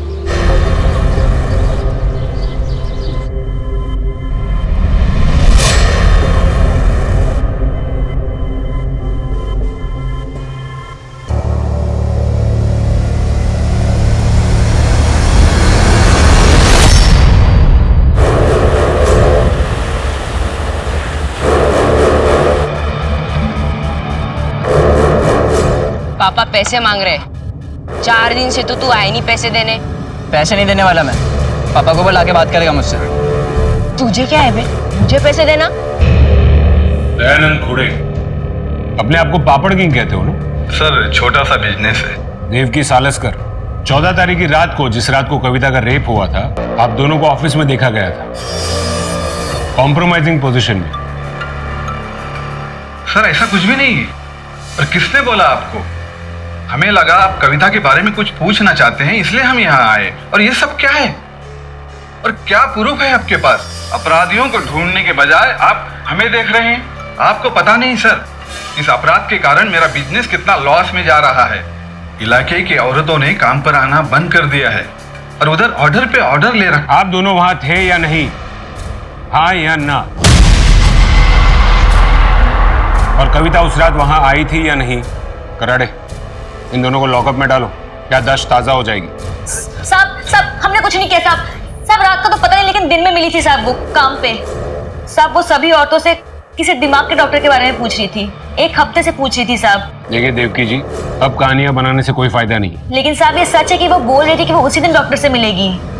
वो दिमाग के डॉक्टर से मिली होगी, पूछा भी होगा, लेकिन हम आपसे ये पूछ रहे हैं कि 14 तारीख की रात को क्या हुआ था। अगर सच सच बोलना है तो बात करते हैं, वरना कराड़े। सर मैं इज्जतदार आदमी हूँ सर। सर ऐसा मत कीजिए सर। सर क्या आपको लगता है कि इन दोनों की वजह से? हो सकता है त्यागी, कविता परेशान हुई होगी और इसलिए वो फैक्ट्री पहुंच गई, ये समझने के लिए कि उसका बेटा बात क्या कर रहा था। और ये दयानंद खुड़े ये शादीशुदा है, इसलिए उसने एक घिनौना काम अपने आदमियों से करवाया होगा और फिर बॉडी को फेंकवा दिया होगा घर के बाहर, सबक सिखाने के लिए। त्यागी एक काम करो, ये दयानंद खुड़े के सारे डिलीवरी टेम्पोस की फॉरेंसिक जांच करवाओ तुरंत, कविता के खून के ट्रेसेस के लिए, और उसके डिलीवरी के आदमी और हेल्पर्स को भी लाइन अप करो, और ये कविता के बेटे और पति को शिनाख्त के लिए बुलाओ। जी सर। एक बात अभी भी समझ में नहीं आ रही है, कविता रात को निकली थी क्यों? अगर उसका बेटा फोन लेकर रात को घर से बाहर निकलता था दोस्तों से बात करने के लिए, फिर तो वो घर को आ जाता होगा, लेकिन कविता को संदीप रास्ते में ही टकराया था। समझ में नहीं आ रहा है कि वो निकली क्यों थी। सर यही कविता केस की रिपोर्ट। सर 14 तारीख की शाम को कविता का लोकेशन शिवाड़ी नगर में था, जो कि डॉक्टर समीर शिंदे के क्लिनिक का था। साइकियाट्रिस्ट है? सर हमने आसपास पूछताछ की, वहां से पता चला डॉक्टर समीर शिंदे काफी टाइम से छुट्टी पे। और एक बात सर, हमें एक नई जानकारी हाथ लगी है। जैसा आपने कहा था, शहर के सारे हिस्ट्री शीटरों को खंगाला, उनमें से हमारे सामने एक नाम आया। सर 1 साल पहले ही जेल से छूटा है।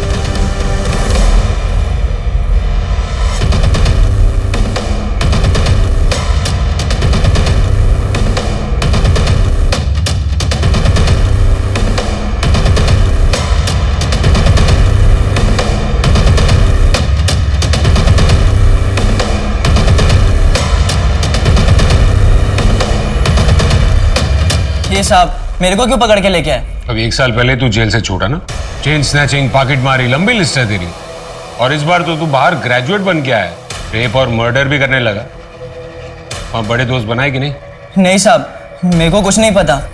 माना कि मैं गलत था, जेल से छूटने के बाद मैं सुधरना चाहता था। बीच के पार मुझे कविता दीदी मिली।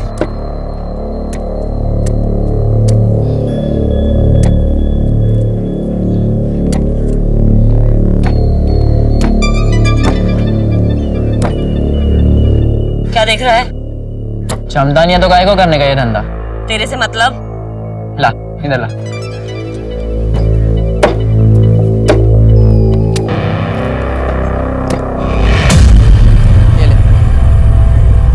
दिखता इतना सा है, पर क्या फटाफट काटा। मेरे को सिखाएगा? मेरे यहाँ काम करेगा? मेरे को क्या मिलेगा? इनाम मिलेगा एक दिन, बहुत बड़ा। दीदी बहुत अच्छी थी, उन्होंने मेरा काम देखकर मुझे अपना ठेला बेच दिया। उसने तुझे ठेला बेचा या तूने उसको अपने जेल के दोस्तों को बेच दिया? चल बता, क्या हुआ था उस दिन रात को? साहब मैं सच कह रहा हूँ, मैंने कुछ नहीं किया। किसकी कसम खाओ साहब, कविता दीदी ने मुझे सच में अपना ठेला 11 रुपए में बेच दिया था। 11 रुपए? मजाक लग रहा है तेरे को? इस बार तो तू लंबा अंदर जाएगा बेटा। उसको अंदर डालो। साहब मैं सच कह रहा हूँ साहब। कुछ समझ में नहीं आ रहा त्यागी। एक तरफ ये कविता का बेटा ये कह रहा है कि कविता ज्यादा पैसा कमाना चाहती है, नाइट शिफ्ट भी करना चाहती है, और एक तरफ ये पक्या अगर ये सच कह रहा है तो 11 रुपए में ठेला बेच दिया। ये कविता आखिर करना क्या चाहती थी, और वो रात को घर से निकली क्यों?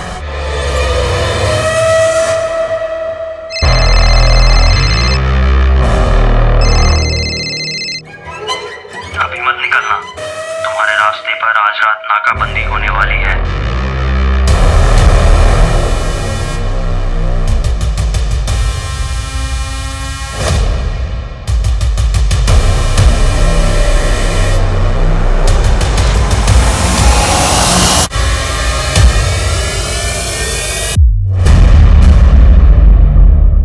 अंतिम संस्कार के लिए अपनी पत्नी की बॉडी ले जा सके। सर, पापड़ फैक्ट्री में काम करने वाले डिलीवरी मैन को कविता के पति और बेटे किसी ने नहीं पहचाना। ठीक है, रिलीज करो उनको। समझ में नहीं आ रहा, एक बड़ा टेम्पो और 2 आदमी हवा में गायब कैसे हो सकते हैं।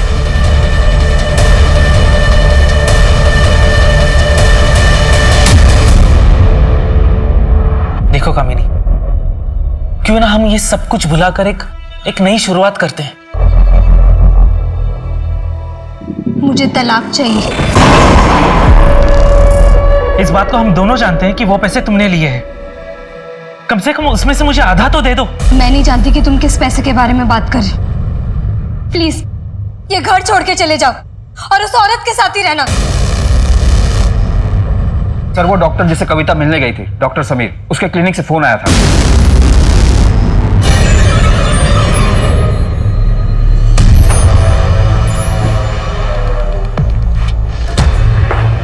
सर, मैंने ही आपको कॉल किया था। मैं डॉक्टर समीर की रिसेप्शनिस्ट हूँ। सर, इधर।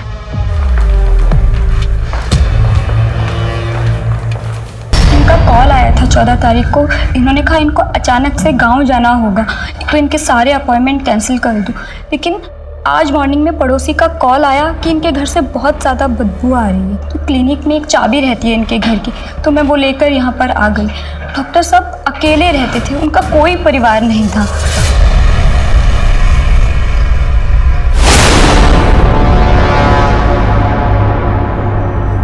सर, अंदर ये मिला है। सिर्फ एक टुकड़ा यहाँ पर। इस टुकड़े से तो लगता है कि ये किसी औरत की साड़ी का या दुपट्टे का होगा। इसको एविडेंस बैग में डालो और ब्लड टाइप मैच करो और कविता की फैमिली से इसकी शिनाख्त करो। वैसे भी त्यागी, ये क्राइम सीन लग नहीं रहा है। कविता के गुनहगार तो 4-5 आदमी थे। यहाँ पर ऐसे कोई स्ट्रगल के निशान भी नहीं दिख रहे। तो एक काम करो, पड़ोसियों से पूछताछ करो और घर के बाहर CCTV कैमरा भी है। 14 तारीख की फुटेज निकलवाओ।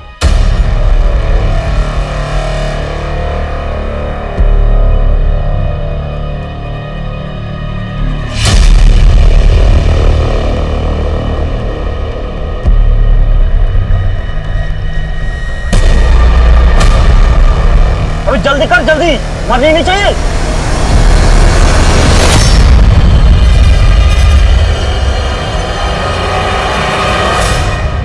डॉक्टर साहब, आजकल मुझे नींद नहीं आती। मैं 4-5 रोज से सोई नहीं हूँ। मेरा एक हाथ भी कांपता है। बहुत मेहनत कर रही हूँ ना आजकल। मेरे पति तो कुछ करते नहीं है। जब से उसने नौकरी छोड़ी है वो अजीब सा बर्ताव करता है। पता नहीं उसको क्या हो जाता है। मुझ पर हाथ उठाता है, बिना बात के चीखता है, लोगों से झगड़ता है। देखिए, आप परेशान मत होइए। मैं आपको 7 दिन की नींद की दवा लिख रहा हूँ, उसे आप लीजिए, आप ठीक हो जाएंगे। और अगर आपके पति ज़्यादा ही गुस्सा दिखाएं तो उन्हें चाय के साथ 1 बूंद डाल के दे दीजिएगा। मैं तो कहता हूँ उन्हें आप यहाँ ले ही जाइए।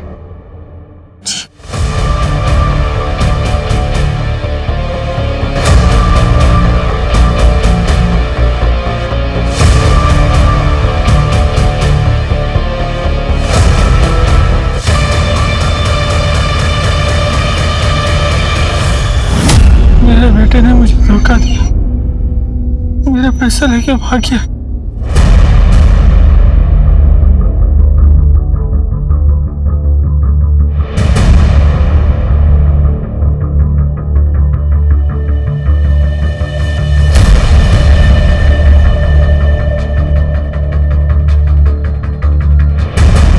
सर, 2 आदमी आते हैं करीब 4 बजे। घंटी बजाते हैं, डॉक्टर समीर दरवाजा खोलते हैं और 5 मिनट बाद वहां से निकल जाते हैं। सर, फॉरेंसिक ने कंफर्म किया है कि कपड़े के टुकड़े पर लगा खून कविता का ही है और उसके बेटे ने भी यही बात बताई कि कविता उस दिन वही साड़ी पहनकर गई थी। कपड़े का टुकड़ा साड़ी से मैच करता है सर। 4 बजे? इसका मतलब है बॉडी को घर के बाहर फेंकने के बाद। तो फिर वो टुकड़ा वहां कैसे? अब तक की इन्फॉर्मेशन के मुताबिक कुछ ऐसा हुआ होगा। 14 तारीख की रात को कविता घर से बाहर निकली, अपने बेटे से टकराई। उसके बाद वो कहां गई उस बात की अपने पास कोई इन्फॉर्मेशन नहीं। उसके बाद उसके साथ जुर्म होता है, उसे घर के बाहर फेंका जाता है करीब 2:30 बजे। फिर 4 बजे वो दोनों लोग डॉक्टर समीर का खून करते थे। फिर वही दोनों लोग या तो डॉक्टर समीर से फोन करवाते या खुद ही रिसेप्शनिस्ट को कह देते हैं कि डॉक्टर समीर छुट्टी पर गए। डॉक्टर समीर के प्रिस्क्रिप्शन रिकॉर्ड और कॉल रिकॉर्ड से एक बात तो साफ है कि कविता उस दिन कंसल्टेशन के लिए गई थी और उस दिन वो डॉक्टर समीर से पहली बार मिल रही थी।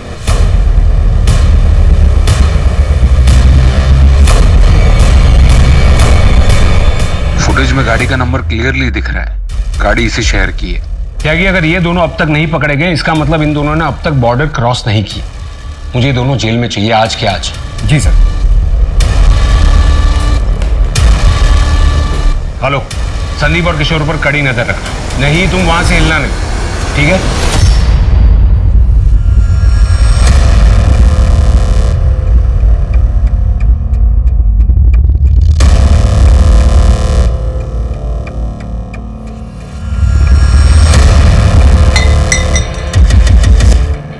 सर, पार्शियल प्लेट से व्हाइट कलर की 2 टेम्पो ट्रैक होगी। उसमें से एक गाड़ी का नंबर सीसीटीवी फुटेज में दिखे गाड़ी के नंबर से मैच होता है। उसमें से एक रात को अलीबाग में था, किसी बाबू का है सर। गुड जॉब, उठा लो सबको। पुलिस को पता लगा कि इनका एक बड़ा गैंग है जो अलग अलग शहरों में लोगों को फंसा के अपना शिकार बना रहे हैं। खास करके पीड़ित और मजबूर महिलाओं को और अलग अलग तरीकों से इनके बारे में पता लगाते हैं। कभी मनोचिकित्सकों से, कभी लोन देने वालों से, कभी कभी महिलाओं की मदद करने वाली संस्थाओं से, यहाँ तक कि इन लोगों ने तो एडवर्टाइजमेंट्स की तक मदद ली है।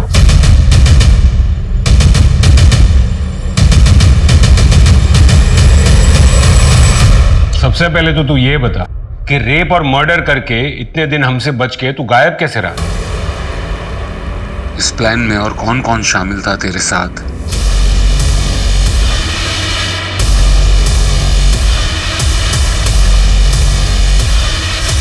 आओ आओ, आखिरकार तुम आ ही गई।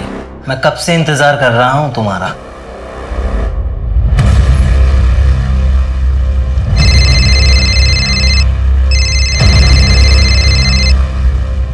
हेलो, हाँ ठीक है, पहुंच रहा हूँ 20 मिनट में। हेलो, कितनी बार बोला ऐसे बुलाने का नहीं? तेरी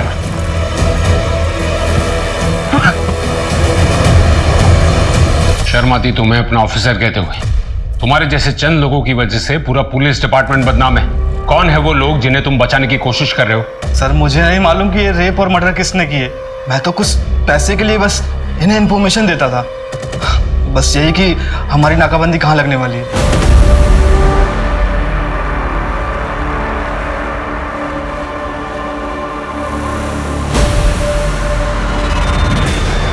मैम, आप बहुत लकी हैं क्योंकि इस साल हम सिर्फ 2 और ग्राहकों की सेवा कर सकते हैं। ये देखिए, एक्सक्लूसिव प्रोडक्ट है और हर्बल भी। आप चाहें तो 1 वीक का फ्री ट्रायल ले सकती हैं। मैम, आप बहुत सुंदर हैं। कविता तो पैसे वाली नहीं थी। सर, हमारे बॉस को कविता बहुत पसंद थी, वो उसे पाना चाहते थे, लेकिन सर वो कभी किसी के साथ जबरदस्ती नहीं करते, बल्कि औरतों को इतना मजबूर कर देते हैं कि वो खुद ब खुद उनके पास आती हैं। अलीबाग में हम लोग 1.5 साल पहले ही शिफ्ट हुए।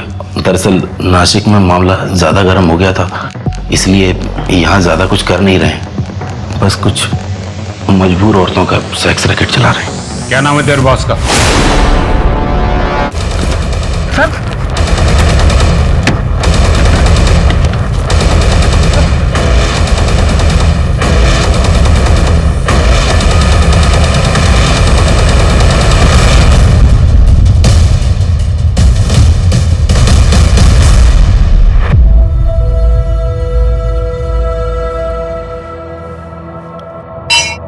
देख कविता, पुजारी जी यहाँ नए हैं, लेकिन इन्होंने मेरी बहुत मदद की है। मुझे यकीन है कि इनके पास तेरी भी समस्या का कोई ना कोई समाधान जरूर होगा। तो कितनी बार मंदिर आते, मैंने तुझे कितनी बार कहा, कभी मिल तो ले। मैं आपकी समस्या समझता हूँ।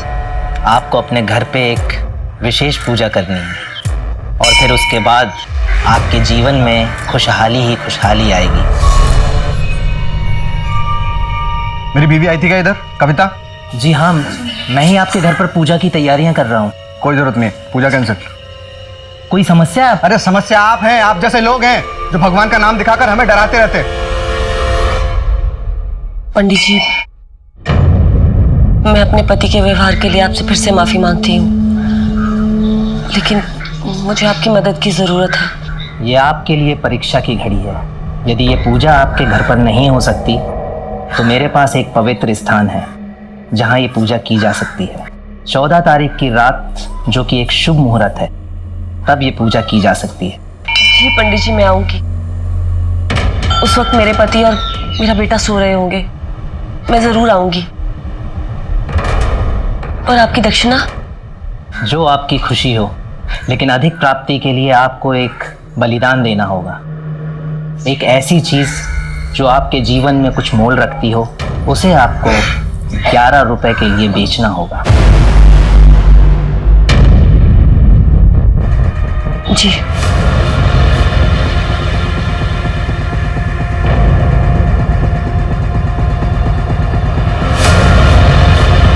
कविता तू?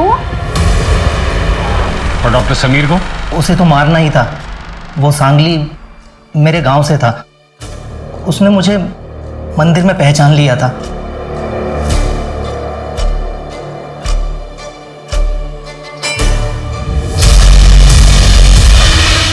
अरे विजय जी, आपको कोई गलतफहमी हुई है।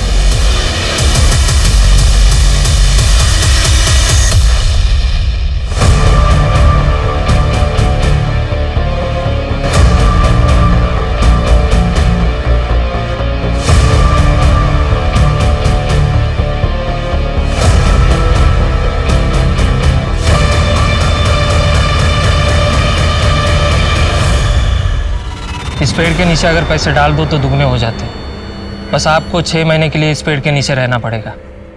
ऐसा ही पढ़ा है मैंने।